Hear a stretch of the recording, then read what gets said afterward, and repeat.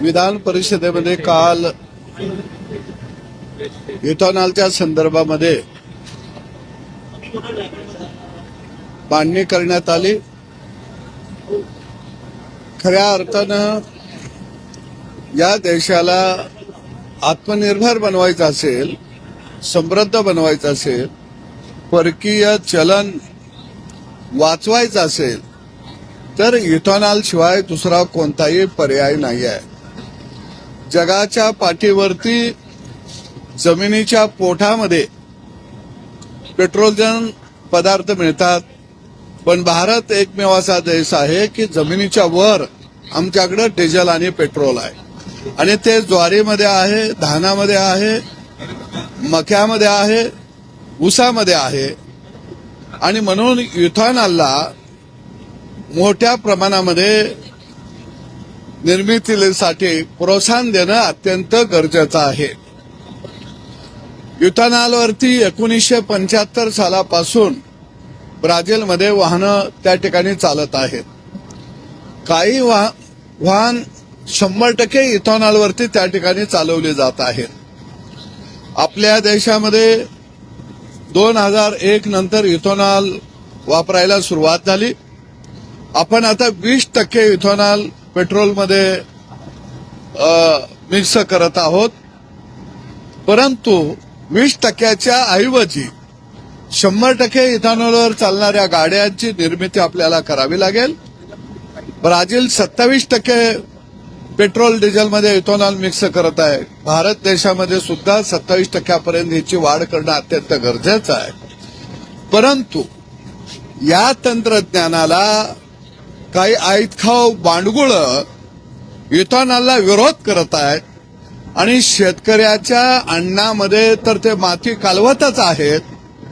परंतु आत्मनिर्भर भारत न होता तो गुलाम निर्भर भारतच उभा राहिला पाहिजे, अशी भूमिका इथेनॉलला विरोध करून काही बांडगुळ या राज्यामध्ये देशामध्ये बजावत आहेत। या बांडगुळांना मी इशारा देतो, तुम्ही जर इथेनॉलला विरोध केला तर शेतकऱ्याच्या हातामध्ये ऊसाचं दांडका आहे, तुमच्या पाठी सोलून काढल्याशिवाय आम्ही राहणार नाही।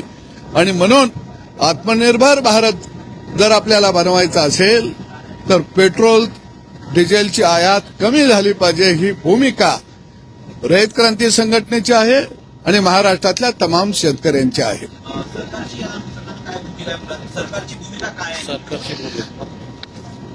विशेषतः काँग्रेसच्या काळामध्ये इथेनॉल हे 1.5% ते 2% पेट्रोल डिझेलमध्ये मिक्स केलं जात होतं। अटल बिहारी वाजपेयी या देशाचे पंतप्रधान झाले आणि त्यांनी 5% पासून 10% पेट्रोल आणि डिझेलमध्ये इथेनॉल मिक्स करण्याचा निर्णय घेतला, मिश्रण करण्याचा निर्णय घेतला। या देशाचे पंतप्रधान आदरणीय नरेंद्र मोदी साहेब झाल्यानंतर या देशाचे वाहतूक मंत्री नितीन गडकरी साहेब यांनी तो 20% इथेनॉल मिश्रणाचा निर्णय घेतला, आणि निश्चितपणानं हा निर्णय शेतकऱ्याचा हिताचा होता। परंतु काही लोक जाणीवपूर्वक इथेनॉलमुळे आमच्या गाड्या बंद पडत आहेत, इथेनॉलमुळे आमचं मायलेज कमी होत आहे, ह्या अफवा खऱ्या अर्थानं काही लोक पसरत आहेत। कधी शेतकरी म्हटला नाही की इथेनॉल मिश्रणामुळे माझ्या ट्रॅक्टरचं मायलेज कमी पडतं, इथेनॉल मिश्रणमुळे आमच्या मोटरसायकलीचं अवरेज कमी येतं, शेतकरी नाही म्हटला। पण आयतखाव बांडगुळ शेतकऱ्याच्याच खात्यात अन्नधान्य ते मात्र ह्याला विरोध करत आहेत, आणि म्हणून हा विरोध आम्ही मोडून काढू। 100% इथेनॉलवर चालणाऱ्या गाड्यांची निर्मिती झाली पाहिजे, आणि इथेनॉल मिश्रण आता 20%वरनं 30% केलं पाहिजे, आणि याला देशातला शेतकरी या निर्णयाच्या पाठीशी सरकारच्या खंबीरपणे आहे। काही लोक ऑइल कंपन्या, तेल कंपन्या यांची भाटगरी करत आहेत, काही लोक ठराविक उद्योगपतींचं दलाली करत आहेत आणि इथेनॉलला विरोध करत आहेत। या दलालांना आम्ही ठोकून काढू। या ठिकाणी तुम्ही दूध भेसळीचा प्रकार उघडकीस आणला होता, तुमच्या विशेषतः सांगली जिल्ह्यामध्ये किंवा पश्चिम महाराष्ट्रामध्ये जे नेटवर्क आहे ते तुम्ही उभं केलं होतं गोपीचंद पडळकरांच्या संदर्भात. जे आहेत तुकाराम मुंडे यांनी सेम पद्धत उघडकीस आणलेली आहे. तुकाराम मुंडेंना मी पहिल्यांदा धन्यवाद देईन. मी आणि माझे सहकारी गोपीचंद पडळकरचे यांनी आम्ही दुधामध्ये कशा पद्धतीनं केमिकल मिक्स केलं जातं, खयाचा सोडा मिक्स केला जातो, शॅम्पू घातला जातो आणि कृत्रिम दूध तयार करून ते ग्राहकांना विकलं जातं हे आम्ही उघड केलेलं होतं. आणि त्याच्यामुळं खऱ्या खुऱ्या दूध उत्पादकाला खऱ्या अर्थानं त्याच्या दुधाला चांगला भाव मिळत नाही. आणि निश्चितपणानं तुकाराम मुंडे साहेब हे या खात्याला आयुक्त म्हणून आले. एक बघा की खुर्ची तीच आहे, पद बी तेच आहे, अधिकार बी तोच आहे आणि खातं बी तेच आहे. माणूस बदलल्याबरोबर तोच कायदा, तेच खातं, तीच खुर्ची, माणूस बदलला की कसं वेगळंपण दिसून येतं हे आता तुकाराम मुंडेंच्या कामातून निश्चितपणानं स्पष्ट झालंय. निश्चितपणानं दुधामध्ये त्यावेळी आम्ही म्हटलं होतं की जवळजवळ 20% म्हणजे 20 ते 25 लाख लिटर दूध राज्यामध्ये हे भेसळयुक्त दूध आहे आणि त्या दुधावरती कारवाई होणं अत्यंत गरजेचं आहे. मुंबईच्या सहभागात जे म्हैशींचे तबेले आहेत त्यातून येणारं दूध याचीही सुद्धा कडक तपासणी होणं अत्यंत गरजेचं आहे.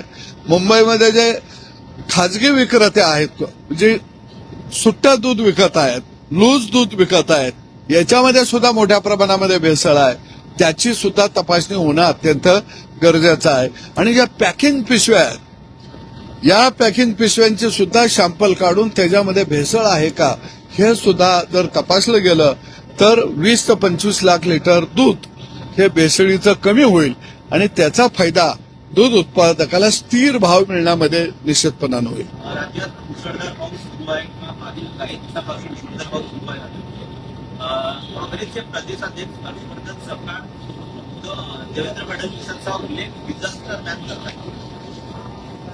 काय आहे की काँग्रेसचे प्रदेशाध्यक्ष सपकाळजी यांना देवेंद्रजींच्यावरती बोलल्याशिवाय ते काँग्रेसचे अध्यक्ष आहेत हे महाराष्ट्राला माहीत होत नाही. हा पहिला भाग आहे. देवेंद्र फडणवीस हा फिनिक्स पक्षी आहे आणि म्हणून मला वाटतं की काँग्रेस पक्ष आणि त्याचे हे अध्यक्ष अल्लाउद्दीन खलाजीचा हा नवा अवतार आहे या महाराष्ट्रामध्ये. आणि हर्षवर्धन सपकाळ हा विदर्भाला लागलेला एक मोठा कलंक आहे. एक विदर्भातलं बुद्धिवादी विकासभिमुख नेतृत्व या महाराष्ट्राचं नेतृत्व करत आहे आणि महाराष्ट्रातल्या जनतेनं 150च्या आसपास त्यांना आमदार त्यांच्या पाठीशी उभा केलेले आहेत. आणि म्हणून मला वाटतं की कर्तृत्वान देवेंद्रजी यांची जी झळाळी आहे, कामाची भरारी आहे, ती अशा अपशकुनी माणसामुळे झाकली जाईल असं मला अजिबात वाटत नाही. जानना चाहिए इथेनॉल को लेके कुछ विरोध कर रहे हैं. आपने कहा कि किसानों का जो गन्ना है उसको लेके और किसानों के बारे में कहा, समझाया कि किस तरह से इथेनॉल यूज कर सकते हैं. अभी क्या है कि इथेनॉल का जो संशोधन हुआ 1975 में और वो ब्राजील में हुआ था. हमारे इंडिया में इथेनॉल का संशोधन किया भी नहीं और किसानों का अच्छा दाम मिलेगा इसके विचार कांग्रेस वालों ने कभी किया ही नहीं है. 2001 के बाद इथेनॉल का प्रोडक्शन हिंदुस्तान में शुरू हुआ तो खाली 1% 2% इथेनॉल ये पेट्रोल डीजल में मिश्रण करते थे. लेकिन अभी नरेंद्र मोदी सरकार ने अच्छा निर्णय लिया. 20% इथेनॉल डीजल पेट्रोल में मिश्रण करने का निर्णय लिया. वो किसानों के लिए फायदा में है. अभी हम परकीय चलन खर्च करके बाहर का पेट्रोजन पदार्थ आयात कर रही है. परकीय चलन बचने के लिए एक ही मार्ग है तो इथेनॉल का यूज ज्यादा से ज्यादा डीजल पेट्रोल में करना चाहिए और हम सपोर्ट करते हैं। जो कई लोग इथेनॉल को विरोध करते हैं वो बानगुल है, उनका कोई योगदान नहीं है। जो विरोध करने के लोगों के लिए हम किसानों के सामने आएंगे तो हम उसको मार देंगे, सालों को उसका टांग भी तोड़ देंगे, कारण वो किसानों को अनाज में मिट्टी मिला रहे हैं। और इसीलिए इथेनॉल का हम सपोर्ट करते हैं और इथेनॉल का प्रोडक्शन बढ़ाना चाहिए, पेट्रोल डीजल में और ज्यादा बढ़ाना चाहिए, कोई फर्क नहीं पड़ता। जिसकी गाड़ी बंद पड़ती है वो नाले में ढकल दो, तेरी गाड़ी चलाने के लिए किसान खेती में मेहनत नहीं करता और ये किसी का गाड़ी का माइलेज कमी भी नहीं होता। ये सब अफवाह फैल रही है।